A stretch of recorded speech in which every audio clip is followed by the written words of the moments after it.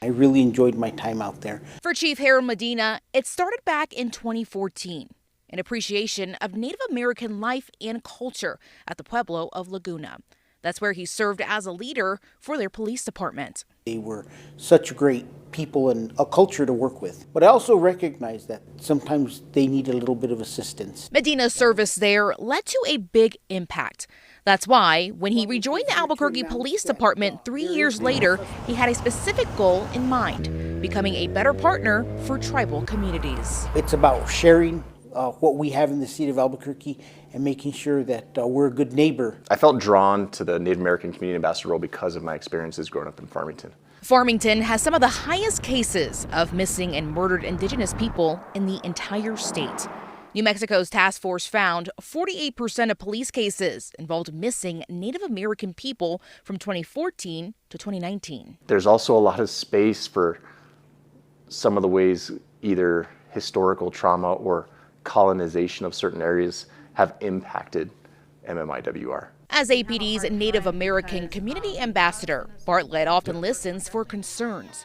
That includes the Tribal and Metropolitan Public Safety Meeting, a monthly seminar where Native leaders can express challenges and plan out solutions.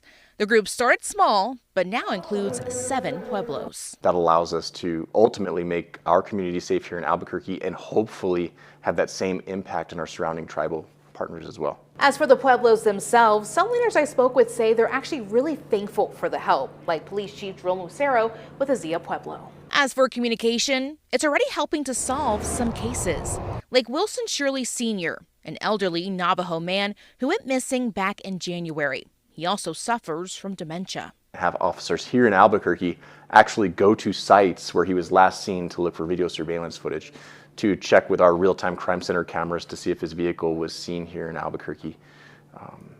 And like I said, while we were doing all those things, he was located in Alamogordo.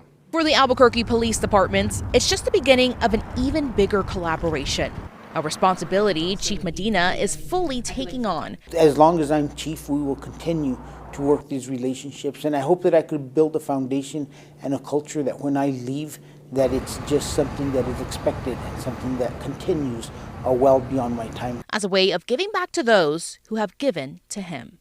Reporting in Albuquerque, Brianna Albizu, KOAT, Action 7.